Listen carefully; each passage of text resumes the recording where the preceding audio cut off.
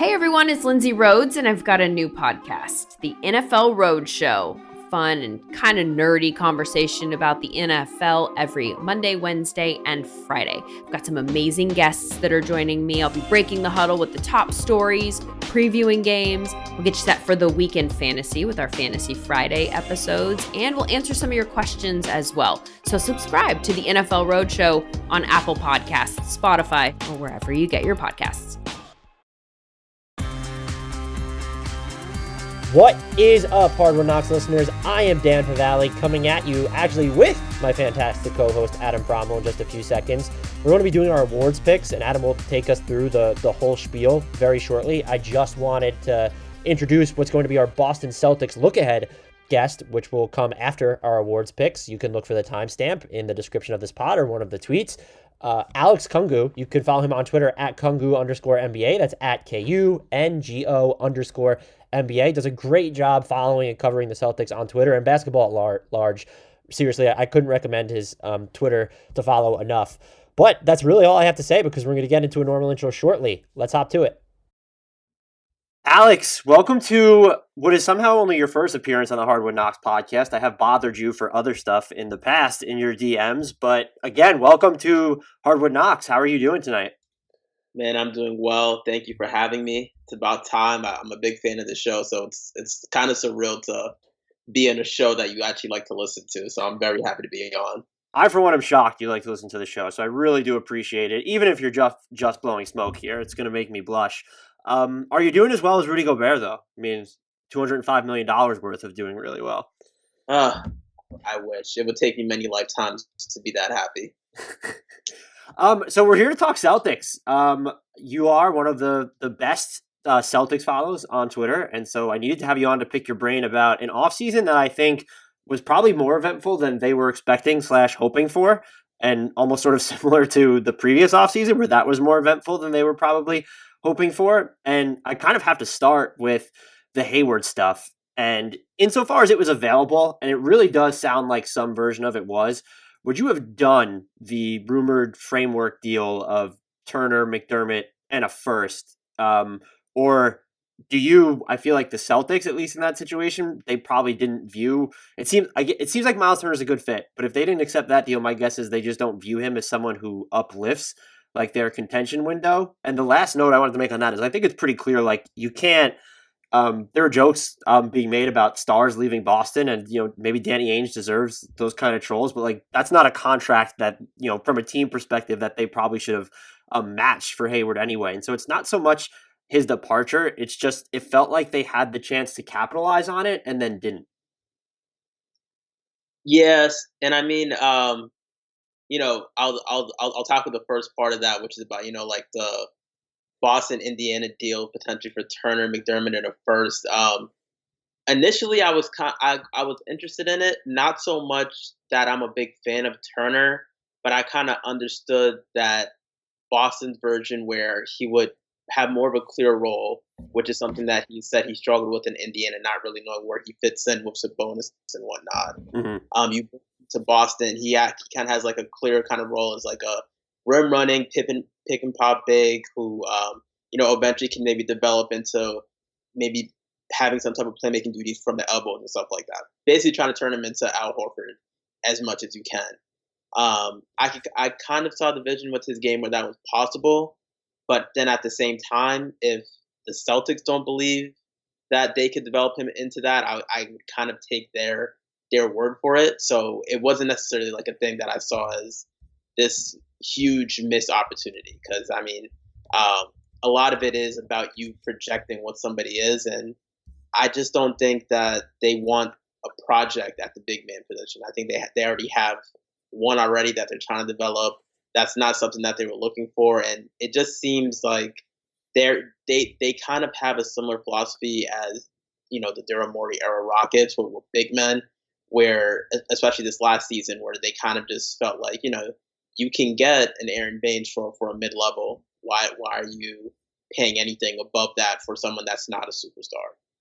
And to this point, I think that's kind of what they believe, and they kind of looked at it and thought, okay, we'd rather just have Tristan Thompson and TP. They just generally felt like that was a better allocation of assets, and I kind of don't disagree because I mean they got to the Eastern Conference Finals starting Daniel Tice, which I don't think anybody would have Right. imagined possible. And that's certainly part of all of it. I think for me, maybe I'm just too high on Myles Turner relative to the consensus, but it feels like he's less of a project, and it's just more a matter of unlocking his positioning and volume. Where it's, hey, don't stand 18 feet away from the basket when you don't have the ball, and don't dribble into these long twos, like pop to beyond the entire 3-point line, and don't pass up these open shots. And then maybe they could have, you mentioned kind of developing him in a similar vein of Al Horford. Like, yeah, maybe that's where you try and groom him if he wants to try and do some stuff from the block. But it feels like he's already there, and that he looks pretty good, or the fit looks a little bit easier to negotiate in Indiana now that Sabonis is taking above the break threes, which is something I don't know that I saw coming. But it feels like what's going on in Indiana is more like a Wardy fit issue than anything else, and that's why I liked him in Boston. Conversely, I get the sentiment that you said with not wanting to spend too much on bigs, and then we've seen Myles Turner kind of get swallowed whole by these like behemoths, like these just huge like bulky bigs. Like he's not going to. I don't know how much he helps you against Joel Embiid. What I'm then struggling to grapple with is I don't know how I feel about the decision to sign Tristan Thompson to the full MLE in that context when they did need wing depth, when they did need another ball handler, when I don't know how much like girth he adds going up against a Joel Embiid type or a Bam type. And I feel like the fit is good there, but I'm just wondering if that could have been allocated any better. I say that though knowing, well, then where is that money going to go if not to Tristan Thompson? I think it more so just caught me off guard that if they didn't want Turner, that they then turned around and spent their entire MLE on a big man who doesn't space the floor too. Okay, yeah. So I think there was kind of two parts to that response. One being, was Tristan Thompson the best allocation of the MLE, and then the other being, what could they have gotten elsewhere in terms of guards and wing depth and stuff like that. I think the Celtics, from a larger extent, when Gordon Hayward actually left and went to Charlotte, I think it actually opened up a different pathway that I've been thinking since the Kyrie disaster that they were going to eventually have to face, and they faced head on that year, which is with having the Brooklyn picks and then also kind of having this box contender that turned into kind of a legit contender, is that you were always balancing two timelines. You were balancing this now team that had Kyrie and Gordon Hayward, who thought he was coming into a team where he was going to be the big, the big star, to now he's him and Kyrie and Horford are about to be in a partnership, and then you have that, and then you have the Jays and Jayson and Jaylen and Smart and all these picks coming in, and these guys are eventually going to clash in terms of roles. And I thought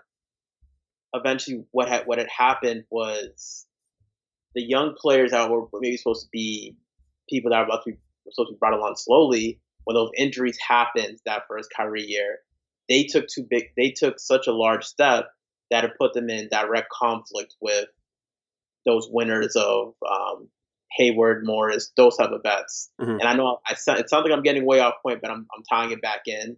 And what I think now the Celtics kind of face from that point since Kyrie's departure is what direction they were going to go in. Were they going to go into the Jayson Tatum era as contenders that are contenders right now that need to be thinking about building a team directly around him?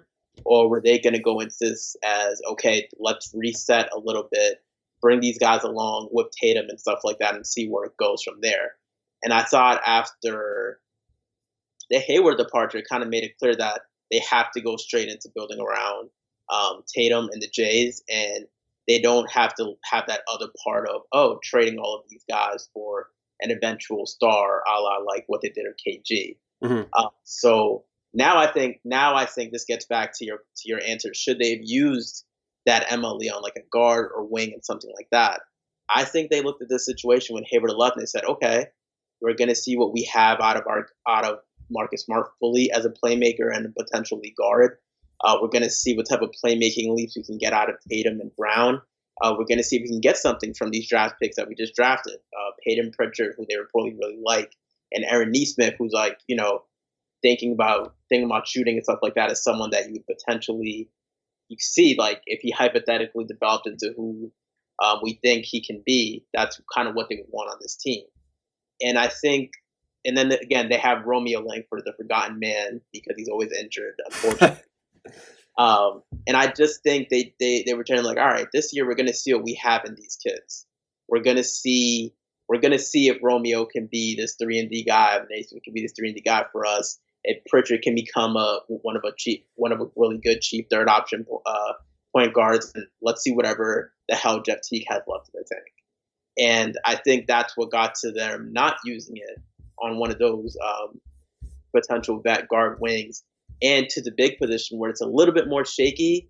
I don't think that the Celtics view the big position as finding someone that can contain like a Joel Embiid or something like that, because truthfully, they've never really been able to contain him. Right. His numbers against Boston are fantastic. Like, he gets his bucket. He gets buckets. I mean, honestly, the biggest deterrent to Joel Embiid against the Celtics has just been his own fatigue and his own conditioning. He just runs out of steam, honestly. I mean, even in that first round series in the bubble, like, he ate Daniel Tice completely for lunch, completely dominated him in every which way. And then, the second half happened, and he can't keep it up is basically what ends up happening. And I just think for the Celtics, they value more perimeter defense and having a big that can move on the perimeter more than they value someone that's, big enough to just handle one-on-one matchup. So that's why I think they really like Tristan, even though it should be noted that they did a first offer to Paul Millsap. So, that in itself, like, they like Tristan, but it wasn't like he was their first option for the MLE either. I just think they viewed it as what do we do if Daniel Tice picks up 2 fouls in the first quarter? Mm-hmm. And last year it was they either had to take a huge step defensively with Enes Kanter, or they opened the Pandora box that is Robert Williams and see whatever the heck came out of it on that night. And I think having Tristan was more so getting someone that isn't necessarily going to be like so much better or anything, but it's just going to be someone that can do a lot of the defensive things, and at times more so that Daniel Tice does whenever he's out, and being able to never really have that huge of a drop off from the big man position. And I think that's kind of how they viewed him. I kind of think some of the other stuff, like his potential for playmaking, some of the interesting stuff he showed as like a pick and pop guy and hitting short rollers last year, that they see as maybe also like a good fit around their other stars as well. So I don't know if the selection of Tristan Thompson for all the MLE was how they valued him financially, or just how they thought his fit would, raise the game of also the people around him, just because he's such a good complementary piece for them. So it's sort of like them trying to straddle, I guess, two sides of the fence, where you want someone who's going to be better in space defensively, which is, that's not going to be Aaron Baines if you look to bring him back. But you also wanted someone, if you're trying to retool around Jayson Tatum, but you don't want to necessarily bet on, even if they're a lot cheaper, an inexperienced flyer, where like a Harry Giles would have been super interesting for this team too. And so Tristan Thompson, just from my read from what you're saying, kind of represents like the middle ground. Yeah, I would agree. Yeah, that's how I feel. How does the big man rotation work now? Is the expectation, and I say this, I'll preface this with, I've been working on a huge player rankings project, so I have not watched much preseason because I don't want my rankings to be influenced by watching meaningless basketball. But what does the big man rotation end up looking like for them? And does, getting Thompson, does it infer anything about the future of Robert Williams III in Boston? Yeah, so in terms of rotation, you probably wouldn't have gotten anything from preseason anyway, just because Tristan didn't play the whole time. Mm-hmm. And Tice only played in one of the games. And at this stage, I think we all know who Daniel Tice is anyway. I think the Celtics are going to just have, eventually when Tristan gets all the way healthy, I think he's going to ultimately become the starter. I just think for reasons on and off the court, he he's not going to come to Boston. He did not come to Boston without a promise not to start. It's just my so I think he's going to start. I think Tice is going to back him up. And then I think Rob is going to be like kind of like that for sure third option if someone picks up 2 quick fouls and needs to change up their rotation. If an injuries happen and Tice is injury prone. Prior to this year, Thompson himself has been injury prone. So the third option maybe sounds like someone that doesn't have a promised role, but even during a shortened regular season, he's going to see himself as the number 2 and at times the number 1 at various points. So it's still kind of a big year for him. Rob, that is. It's also a contract year for him. So I think Stevens and the Celtics, I think they see where he can be good, but Stevens there's just certain defensive mistakes that Stevens is a big tyrant of. Like he can live with for example, Grant Williams getting dunked over by Montrezl Harrell or something in the post, or maybe getting crossed up by a guard and still putting up a good contest because he was in the right place, did the right thing, it just wasn't the right result. What he cannot stand is horrible defensive mistakes, like making the wrong reads and being way late on rotation. And unfortunately for Time Lord, he falls in that category. So I think people saw it a little bit in that that bubble series against the Raptors where he couldn't be on the court when Serge Ibaka was on the court because he didn't know how to kind of play the cat and mouse game of the pick and roll. Mm-hmm. He always just picked one option and completely forgot the other assignment. And it was a clear weakness because, part of the marketing of Time Lord is he's this big mobile guy who can also be a rim blocker. But if you don't have the defensive feel to know where to be and stuff like that, your mobility is kind of irrelevant ultimately. So I think he has to prove that he can make those kind of better defensive reads in the moment. And if he does that honestly, and just kind of just being the rim runner, and then not always chasing all the blocks, not always leaving his feet, just kind of being more technically sound, he's honestly probably the highest upside big on the roster if he does that stuff. So, and I think they're going to give him those minutes to show it. But having Thompson and Tice also means that he's not on a big leash. So he kind of has to either kind of put up or shut up in a way. So and I think that was a message that was sent this year. Like, you're on a contract year, we can definitely move on, but you're gonna have a chance, but you're not gonna have this large leash. So you just need to kind of do it and show us, and you'll be rewarded. Or you can really be on the bench very easily because they've used Grant at the 5, so I don't think they like that. They have Thompson and Tice together that can put up enough minutes, and if they really needed another big in emergency, it's not hard to get them. So yeah, it'll be a big year for Rob. I just think so to kind of answer your question, I don't think they made a decision on him yet, but they definitely showed that like this is a year where you just have to either prove that you can be better, or we're very easily just going to move on from you. And I think it's kind of like a test and see if he passes. I find him to be a joy to watch though, because he just covers so much ground, and it's like I've called it chaotic ground in the past because it feels ungoverned and like sometimes pointless. And you kind of already mentioned that, but he's still just kind of a joy to watch because of how much ground he can cover. Like, I'm not talking about open floor, like just in the set half court. Like, he can be all over. It's like undisciplined, but it's really fun to watch. Yeah, he is an exciting player. He's the only high flying like threat. I don't remember the last time Celtics had someone like that. I mean, because when we got KG, he was not like that. So it's been a while. And it's just, you kind of see it. And the thing that's interesting too, besides for like the whole athleticism, is that he kind of has like this, like, he kind of has a really good feel as a passer, which is really interesting. Because like you see it in flashes, like when he gets the ball in the short roll, like he'll know how to kick it to the corner and read that very quickly. Where you kind of hope like, oh, maybe he can develop something like into like a Clint Capella where he learns how to make those short roll passes in Houston. But then it's just like, it's always just flashes, and then the injuries, the inconsistency on the defensive end.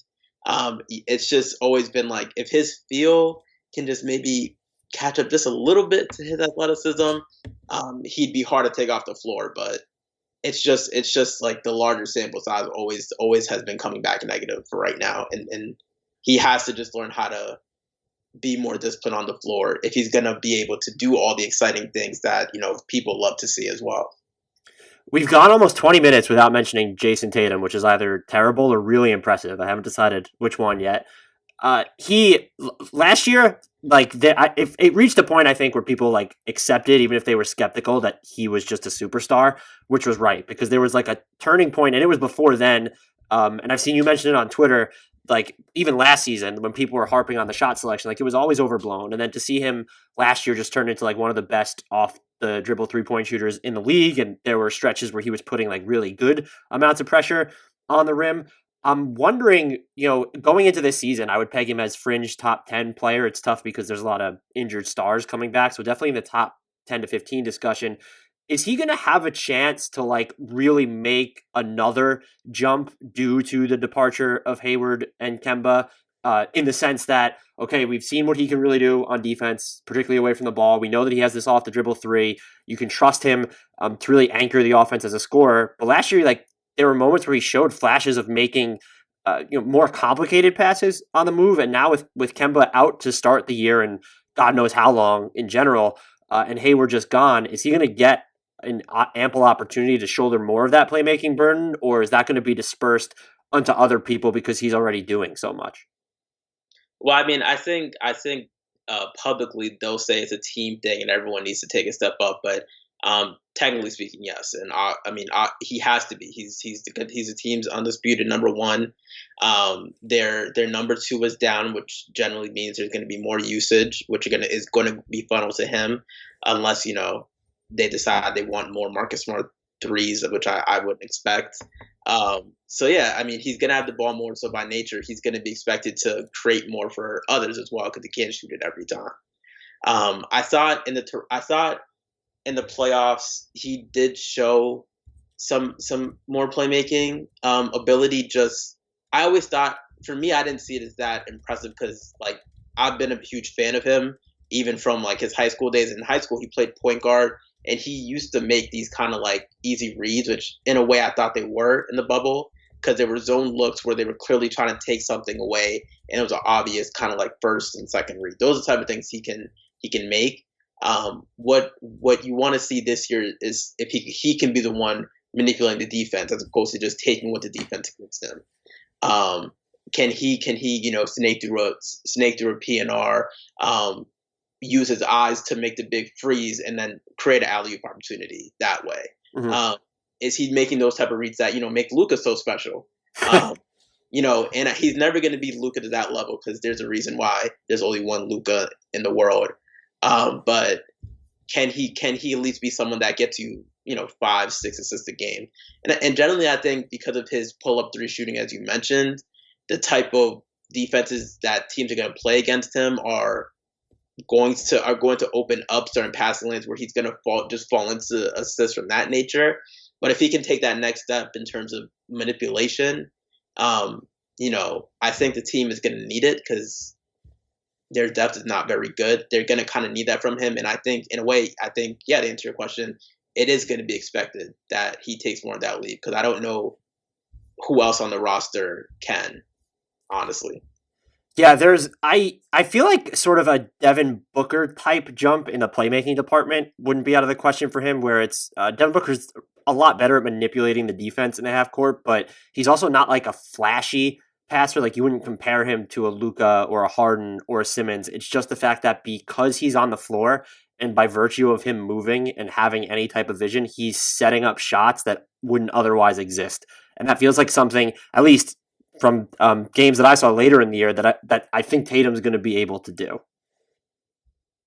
Yeah, and can we talk about Devon Boga for a second? His game, I don't know what year it happened, but I remember I was watching him early in his career, and he just kind of you saw he had more of an isolation capability right off the bat, but then he was still kind of just a shooter. His whole thing was just shoot first and shoot second and shoot third. And he made this jump.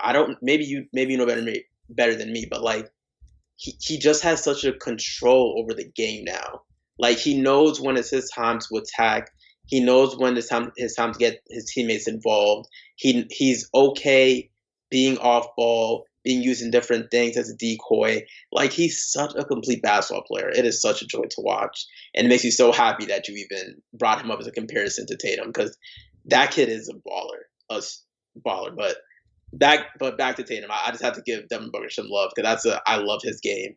Yeah. As someone who covers and likes the Celtics, giving Devin Booker love, I never would have guessed that like 2 years ago, when it felt like there was just a little bit of like Booker versus Tatum social media. I don't want to call it a war, but some hostility going back and forth. Oh, yeah, it was fun. First was the Tatum versus Jackson, because if you remember, like, after the first year, it was still kind of debatable who would be better, because Jackson had that explosion at the end of the year, before absolutely imploding his career thereafter.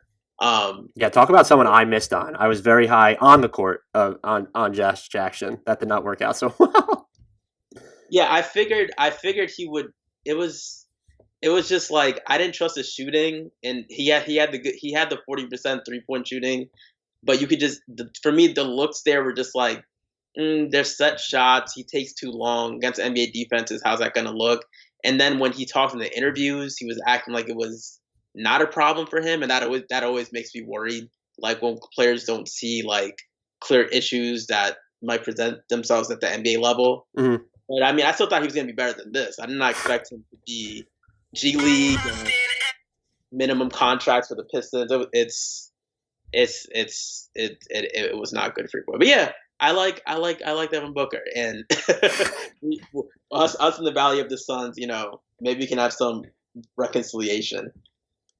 I think to the point you were speaking on with Booker, and there are people who cover Phoenix could do this way better than I can. I just feel like the way his in-between game ended up clicking, and he was able to add like some different changes of pace to his game, like when he was inside the arc.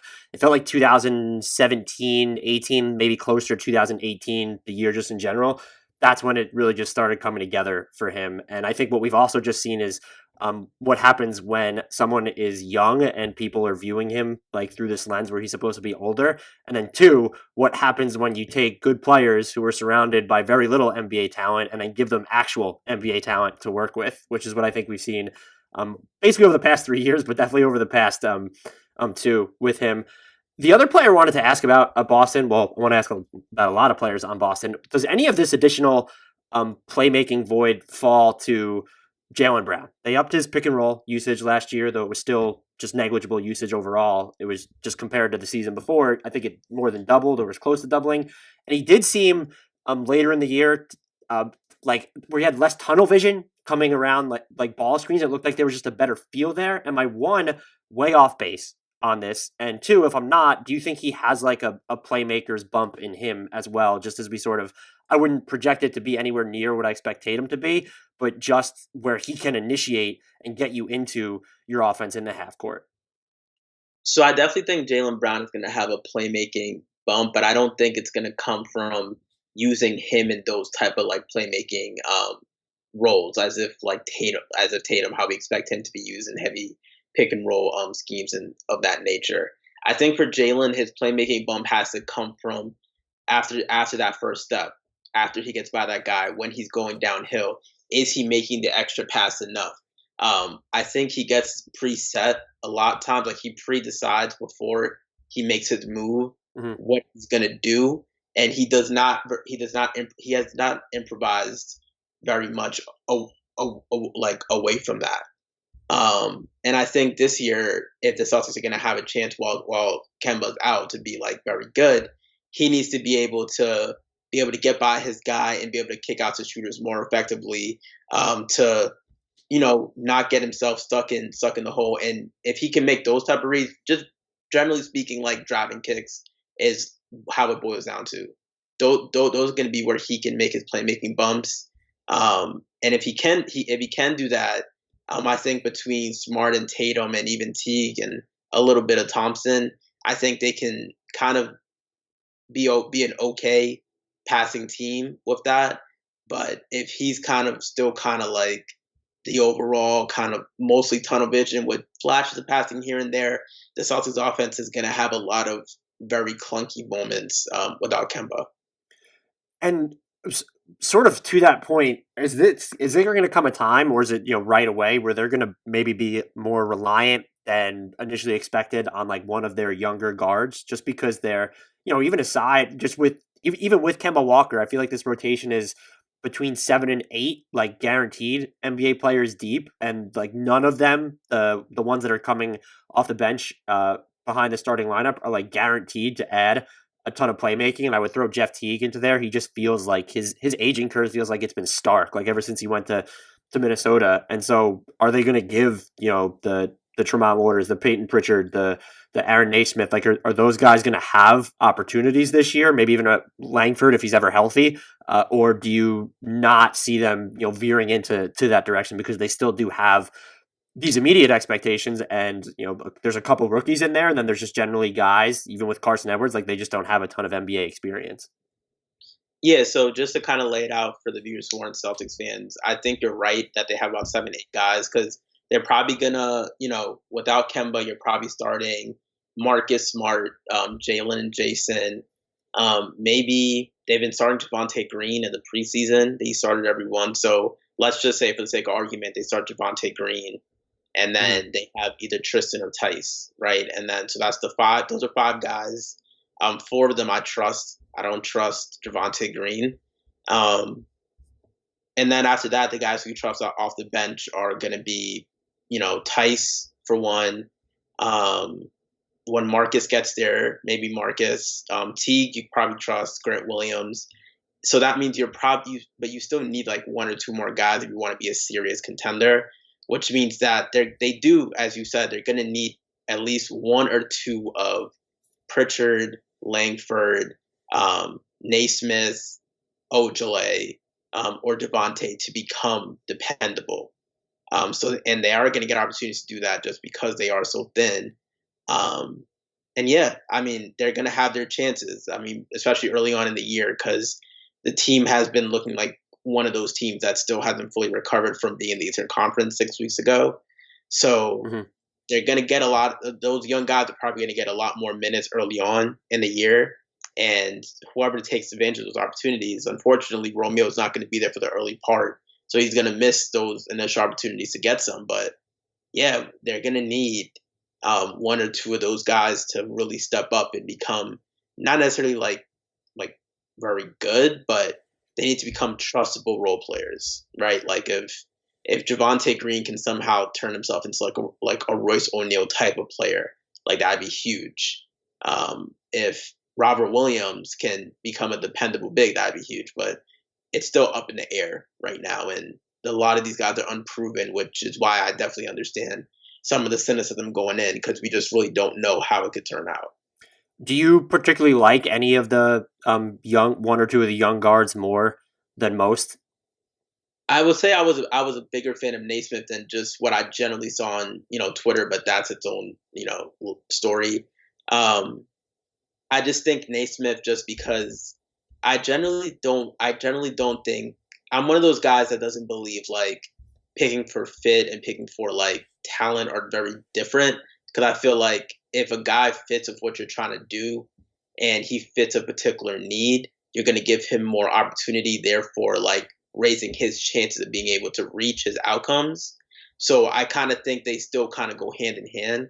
And I thought Nesmith was a good pick just because they're a team that desperately needs just guys who can straight up shoot, and especially a movement shooter, guy who can just, catch and pull. Like they don't have that element at all, and they need that element. So I think that by nature, that's going to get him more opportunities. It's just a matter of whether he can, because he's been out of basketball for a long time, not just, from COVID and all that, but he was injured early in the year. So that's just so tough for rookies because they already weren't going to be playing since February. But if you missed a bunch of like looking at James Wiseman in Golden State, like how long it's been since he played like real organized competitive basketball. Yeah, exactly. So for those guys, like, and even in the preseason a little bit, it looked like just right now the game might be too fast for him. Now we've seen, I've seen guys like Jaylen Brown look like that for the first half of his rookie year. And by the second half, they were trusting him to defend like Bradley Beal in the playoffs. So that stuff, can click when it does click, and it clicks. That's a very funny sentence, but I hope people understood what that meant. Yeah. Yeah, like it can happen, but right now, I'm higher on him. I just feel like if he clicks, like he's exactly the type of complementary player that you want alongside the Jays and Kemba.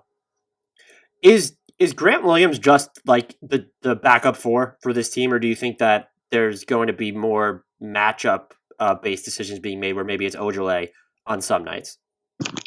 Yeah, I think right now Grant Williams thoroughly has beaten out Ojale for a spot. I just think because of the fact that he can play a lot of different positions, do a lot of things, that I think right now they're probably going to go to Grant as long with the contingency being he has to not be a non-shooter. He has to be able to continue to shoot, Right. And be at least an average shooter for this to actually make sense. But if he's doing that, I just think they're going to have him as the backup four. They're going to have him play at the five sometimes. He might even be paired with a Thompson, with a Rob like that when they want to go a little bit bigger. And because of the fact that I think it's not only just, I think he has more to his game than what he's been showing so far. Because right now he looks kind of like a very stationary, like limited skill guy. But he's a guy who can, kind of make plays out of the pick and roll and be a real kind of like movement playmaker that I think as he gets more comfortable playing in different positions, he'll start showing more of that. So I think, yeah, he might start the year as a backup four, but I think his role is going to quickly develop to like just whatever the team needs type of thing, like the way Marcus Smart's role developed in Boston. And he shot the ball well from three during the playoffs too, which I think was huge. He actually led the playoffs, only 17 attempts, but 10 of 17, 58.8%, the highest 3-point percentage in the playoffs among players who attempted at least 8, I think. So maybe that's a sign of what he could do. Who's going to be stretched, like when you're looking at, and I'm assuming it's going to be just one of like the young guys, like who do you consider a backup wing on this team? Because they really don't have one. And if you look at, it's funny, if you look at their depth charts, like around like internet, if you're going on Roto World or if it's ESPN or something else, I know positions don't matter as much, but like if I see the Ojale listed in the 3 spot, it just gives me a case of a little bit of the giggles because they just really don't have a backup wing. It could be Smart if he wasn't going to be a member of the starting lineup because he's basically positionless at 6'3", which is just wild and awesome.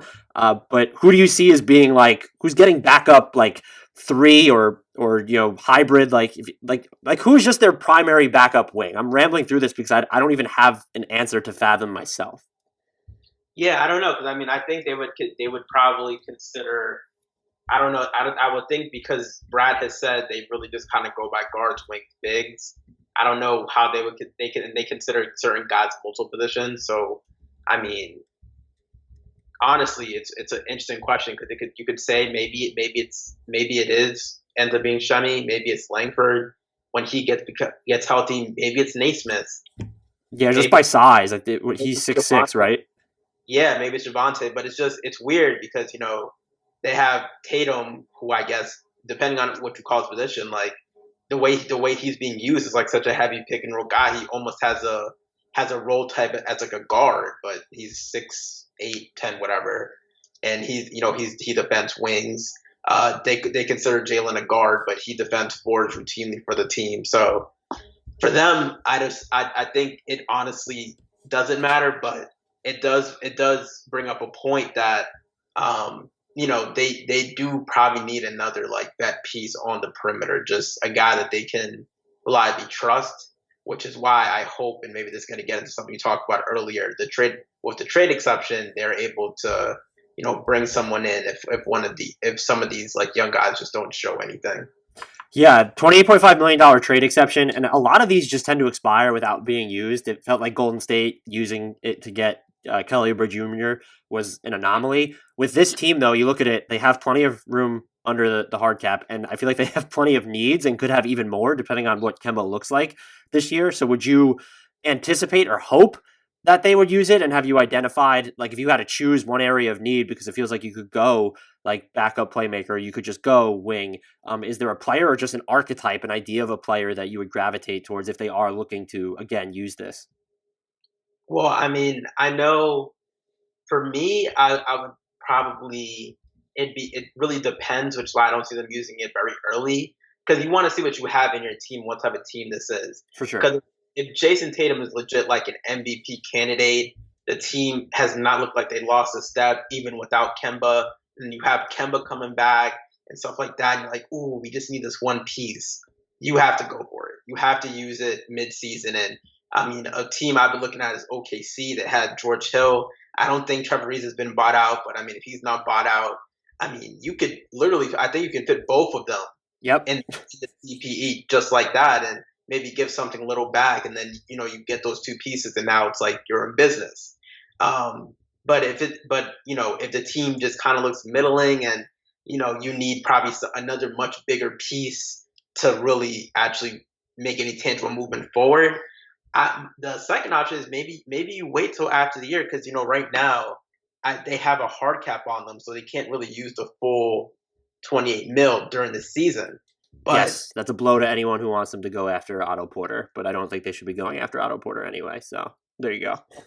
Yeah, but if you get to after the season, I don't know.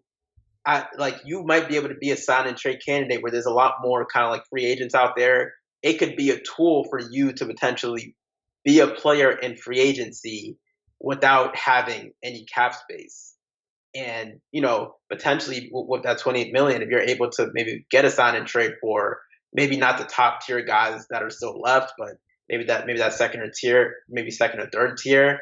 And you can maybe get a bigger name that way. Or you could do something like go for Buddy Hield or something like that, or like that level of player as well. So I think, to answer your question, it's just going to depend on how close the team looks to contending. And I think they'll be more patient if they're further. If you start seeing them make moves, during the midseason, it means that, like they really think they have a winner this year. Yeah, the good thing about, I would probably advocate like using some of it, like split it up, and then what you were saying over the offseason, like it's a lot easier to do like those non-simultaneous trades, because like I think part of whatever package Boston offers, the appeal is going to be like, we can give you like one of these young guards too. And so like, just because of the roster spots, and since they can't actually be traded with a player, with the traded player exception, that it gets harder to do something like that during the regular season. And so you can make a smaller move. Yeah, if Ariza becomes available, I know Hill's not a wing, JJ Redick's not a wing, but if like there's something you can do there, those are guys that I feel like could help this team. The one that I've thought about, and I'm curious what you think, and I talked about this on a previous podcast, it doesn't really give you wing depth positionally on offense, but defense, I think it does, while also making you better suited to go up against. And I know you said this wasn't their main concern, but like someone who could defend Giannis and Bam Adebayo and Joel Embiid. Aaron Gordon is kind of the low-key name I've circled. And that's, again, it would be complex to get there, because I think you need actual other players thrown in there. It's not just going to be the traded, the TPE and then like, a future pick or something. But I really like his potential fit on this squad, especially given like how thin they are at the 3-4. And I say he's more of a 4-5 than a 3-4, but he can defend 3-4-5. I love the Aaron Gordon thing. My concern though is Aaron Gordon himself, and how he sees himself as a player. Because I feel like all of us like basketball nerds see how he can be how his most optimized role is, how effective he can be in that, and it's just unclear if he sees that, or if he sees himself as someone that should be considered, in the star tier, and someone that wants to be focused on more like, self-creating and not being seen as a role player. So if we could promise that he's coming in and accepting kind of like the role that we envision him as, that kind of like, super versatile defensive piece that can, space the floor for you, but also provide you a little bit of creation as well, in spurts and stuff like that.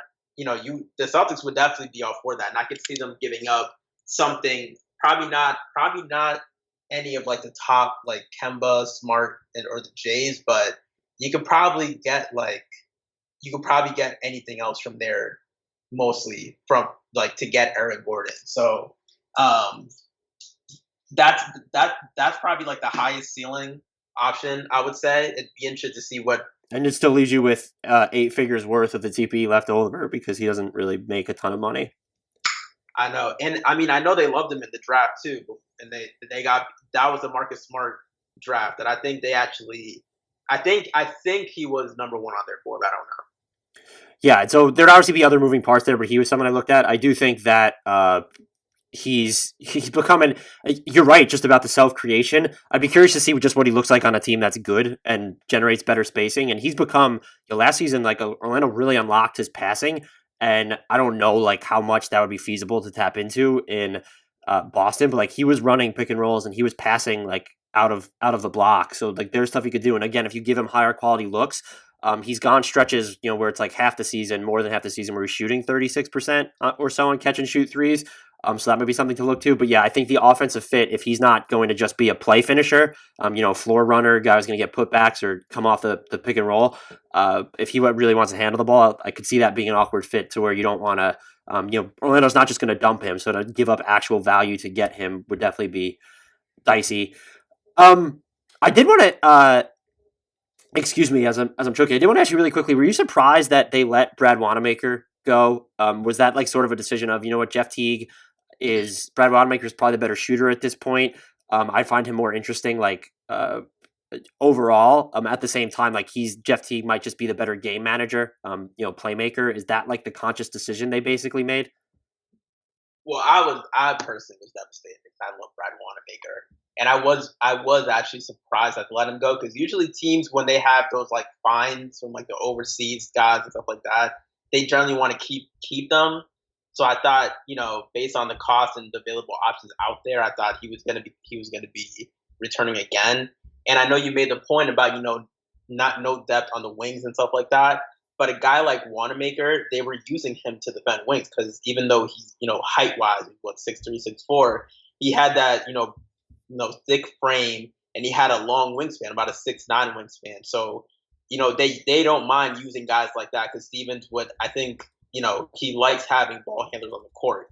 So for them, they would use a 6'3", 6'4" guy with a big wingspan on the wing like that. Even if they got George Hill, it'd be kind of similar. So from that point of view, I was like, they lost a lot of defensive versatility letting him go for Teague. But I do think your point on Teague kind of being the better game manager, kind of being a better like playmaker overall, shooter, more consistent scorer. I think Teague checks all those boxes. If preseason is any indication, he was definitely stealing money from the Hawks in Minnesota because he looks much quicker. He looks much more explosive than I remember. He's probably was like one of the few bright spots for them. So I mean, if he carries that over and just he's just a little bit of what he was before he went to bad teams. I do understand it, even though I thought they were going to keep Wanamaker for sure. I know a lot of this will be matchup based, especially when we're looking up front at the 5, but what do you see as their best or most common closing lineup in close games? I think it's going to be just the top, the guys, the Kemba, Smart, Jaylen and Jayson, and I just think they're going to go Thompson. I think ultimately it's kind of like the best balance. You don't want to go too small because Grant really doesn't. It's a weird thing with like the undersized guys that play 5s because you can't really. It's not. I don't know if there's a way you can really track it outside of. I guess you can by rim field goal attempts, but there's a difference. Like Bam and Grant Williams are kind of the same size, but when Bam is around the paint, he has a deterrent effect. Mm-hmm. See, people don't want to actually drive on Bam. They see that as resistance. And even though Grant Williams kind of has the IQ and feel to be in the right position when playing small ball 5, he doesn't necessarily have that. He doesn't have that wingspan and therefore, or that kind of that athleticism that generates the paint deterrent. So teams still can drive straight at him, which means for me, he wouldn't fit in my idea of the small ball closing 5 for me. So if you can't go small with him, there's really no other wing like that on the roster. So you probably pick between Thompson and Tice. And even though Tice is better than what most people, realize, I still think Tristan is still the better option just because he is a little bit more stronger of an interior presence. Tice has sometimes struggle even against like smaller people, just being strong with the ball. especially when either when he's going up for alley-oops or like getting the ball in the post against a clear mismatch and stuff like that. He's very susceptible to getting weak side blocked. Just he's not very strong with the ball in that aspect. And he's actually, as teams started to realize in the playoffs, actually not that good of a shooter either. So he is a little limited. And I just think Thompson just kind of having that can kind of do what Tice does, but then he's also stronger, would probably give him the edge. So I'd probably go Thompson and then go, the Jays, Kemba and Smart. Is there, let's say you're made head coach of the Celtics, or Brad Stevens has to listen to whatever you say. Is there a quirkier lineup combination that you're hoping they trot out at any point this season to try it?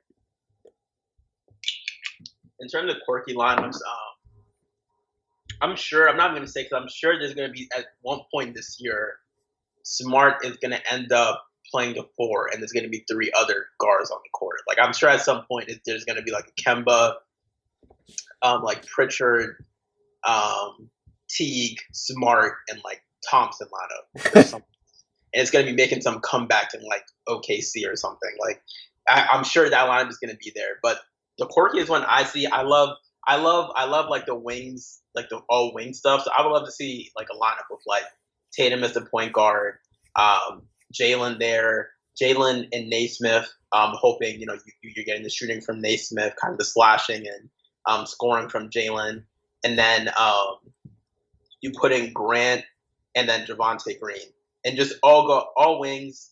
You see what happens. You hope you have enough playmaking and feel from Grant and Tatum, and that Nesmith is providing shooting, and you have all this athleticism between Jaylen and Javonte, and you just see what the heck happens. Will probably never happen, but that'd be one of the quirky lines I'd like to see, since the Celtics love drafting all these wings.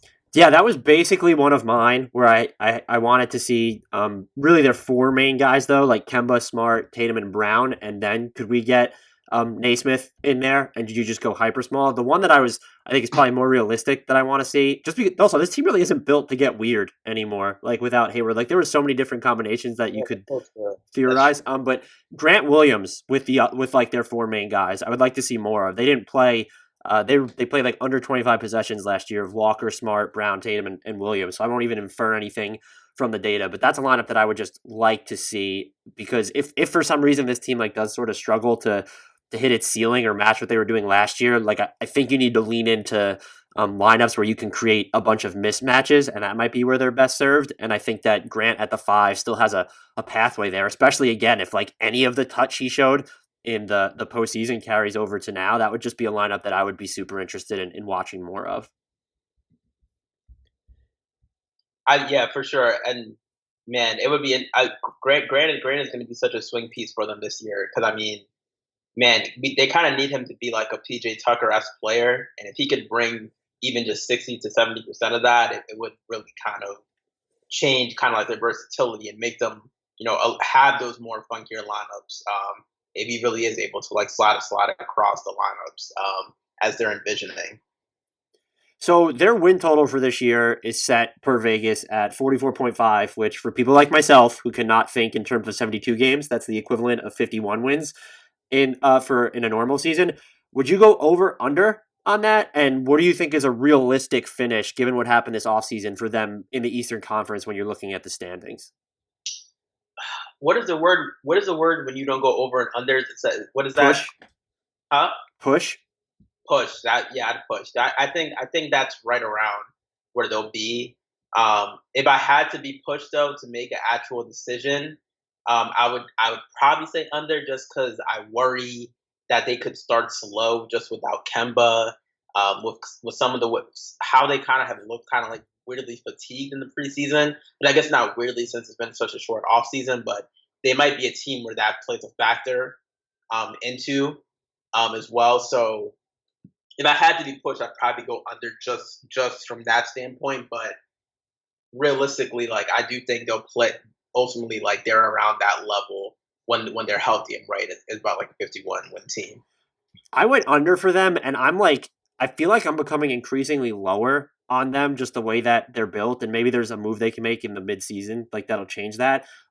It's also very unfortunate because, and this is, I won't say it's written in stone, but it's on paper and on record that I picked Jayson Tatum to win MVP this year at Bleacher Report, and I've had more time to think about it since I made that pick, and I don't like it as much, but I love being right. So I'm hoping that they smash the over, and that Kemba's injury plus Hayward's departure is sort of like the springboard for Tatum to enter the MVP discussion this year. Selfishly, this is purely selfish motives.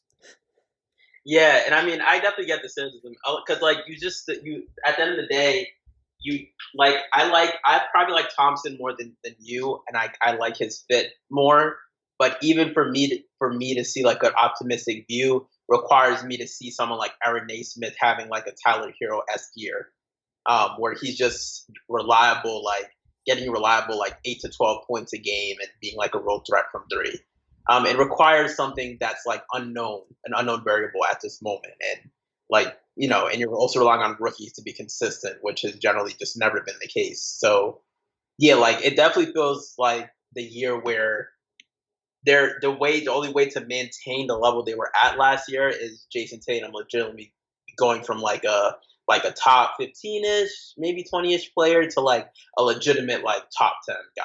He has to be that in order for them to stay at least at the level where they were at last season, because I don't know how much they could rely on their depth at all this season. And maybe this team is just better suited for Brad Stevens, where it feels like the fewer proven, the less proven talent you give him, the better he actually coaches. And so they, maybe last year might be just an exception. Kemba was just such a good fit for everything they were doing. So maybe they get the Brad Stevens, getting stuff out of players that other coaches wouldn't be able to tap into that value. Maybe they get that bump this season or something. I honestly don't know. I don't know. Maybe they bring Carson Edwards from the dead. Still jealous of Carson Edwards' quads and calves. I will throw that out there. Alex, before I let you go, is there anything that I did not ask you about that you think that we need to touch on, or that you wanted to touch on, or maybe something that you think is just misperceived about this team on a national level? No, not really. I think we got everything. The season is happening so quick. I don't even think there's been enough time for people to even talk themselves in and out of their initial takes. Feel like everything is happening so fast. It's kind of weird because I love basketball, but it's so overwhelming. As a fan, even as just a fan, it's just wait, we're already playing games again. I'm not. Yep. I'm still trying to process how Tyler Hero dropped 37 points. I don't know how I'm supposed to watch preseason right now. And then Kyrie, it's crazy how fast the season is. But yeah, I don't really think we missed anything. I think we'll see more for sure as the year goes on, and that there'll be much more to talk about when we see how some of their gambles are going to play off. Alex, this was great. Thank you for giving me so much of your time. If you guys are not following Alex on Twitter, remedy that immediately. He's a basketball junkie, does a great job tweeting about, covering the Celtics. I love watching his takes in the general NBA come across the TL as well. So follow him at Kungu_NBA. That's at KUNGU_NBA. And again, thank you so much for giving me more of your time. And I can say with absolute confidence, I will be bothering you again in the future. Oh man, that is awesome, man. Thanks for having me on, Dan. I definitely look forward to coming back on again, where hopefully we're talking about Jayson Tatum as a legit MVP candidate. Yes, if only so I can be right. I definitely support that.